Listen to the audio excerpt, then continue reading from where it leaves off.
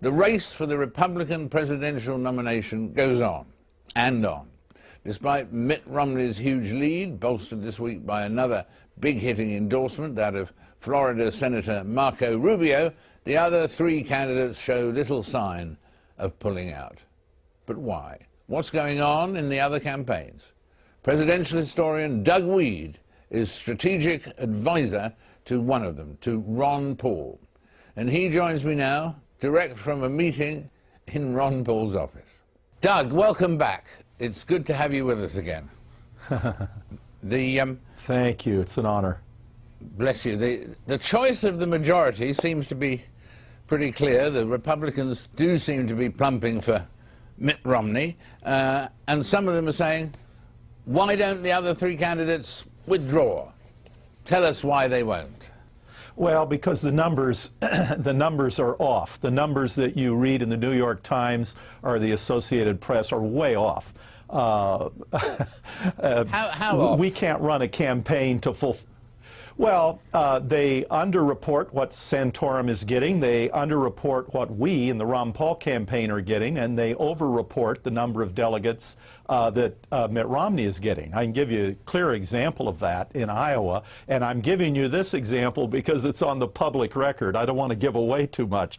But in Iowa, they just elected a new state chairman, and he was the Ron Paul co-chairman for Iowa, for Ron Paul for president. They threw out the Mitt Romney chairman. Now, according to the New York Times and the Associated Press, Ron Paul's going to get one of the delegates from Iowa to the Republican National Convention. Romney's going to get 14. Santorum's going to get 12. Well, if we're only going to get one, how did we throw out his chairman and elect our own? That's the body, the same body that will select the delegation that goes to Tampa.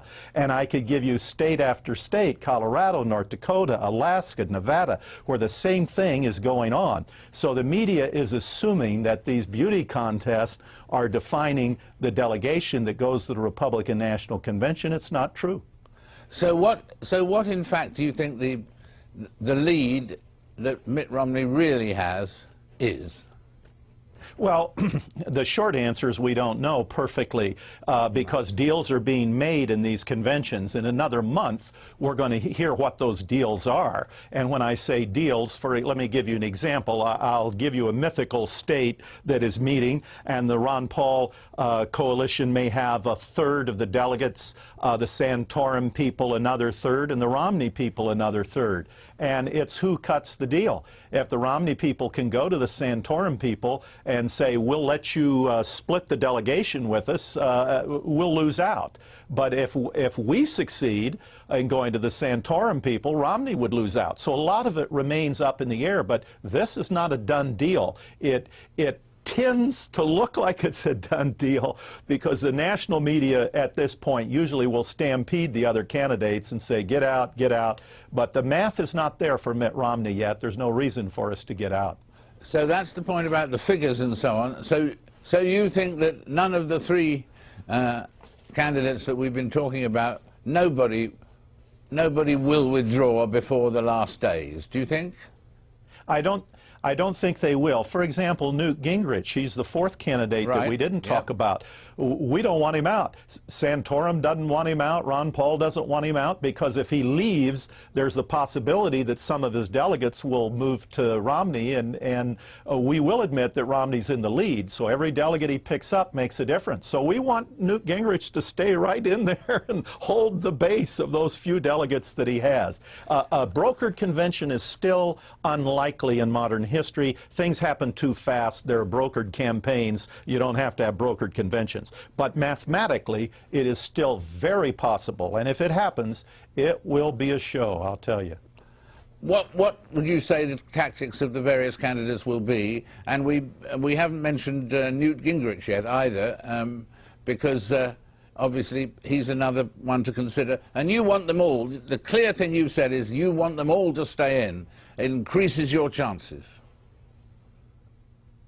Yes, it increases the chances of a brokered convention. And the brokered convention, as I said, is unlikely, but mathematically it's possible. And what about the white knight strategy? People dreaming of a white knight who's going to come riding in on his charger and so on. It's not going to be Jeb Bush now because he says he's going with Mitt Romney and so on. But is it possible that there's a white knight out there somewhere who could charge in at this stage? It's possible, and in American history in previous years, that was often the solution when you had a brokered convention. But it's very, very unlikely today.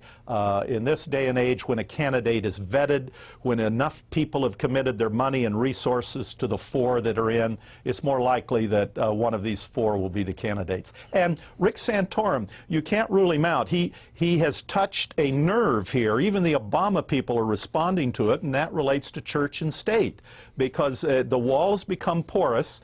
And for example, in the little city of Canyonville, Oregon, the local city, because it's not getting tax money from the nonprofits, it's doubling the water bill in Canyonville. So there are these surcharges, there are these ways that the state, that the government is trying to get money from the nonprofits. So Santorum has touched something here that the Obama administration itself is sensitive to, and Romney can't really get into this issue much because of the controversy about his faith. So it's interesting dynamics are playing out right now. Right. And Time magazine here has floated the idea that Ron Paul might withdraw if Mitt Romney chooses Mr. Paul's son, Rand, for vice president. Have you heard about that? I wouldn't hold my breath that that's going to happen. But yes, I've heard that rumor. Ron Paul's a very principled person. He's been in Washington for 22 years. He hasn't taken bribes. The lobbyists can't get to him. Women haven't been able to get to him. He's been untouchable. He's been pure. Won't go on a junket because he thinks it's a taxpayer-paid trip. Won't participate in the congressional pension plan. That's his appeal. He's this eccentric, Gandhi-like figure that you can't touch with the normal bribes that people respond to. So I don't think that anything Mitt Romney offers him will move him. He will move to Romney if he feels it's in the best interest of the country and his own cause. You always look cheerful whenever we talk, Doug, but maybe it's a sign here of what Ron Paul's up to that you look even more cheerful now than you did a few weeks ago. Thank you very much for being with us. Could be. Thanks Thank you very much, David. On March the 11th,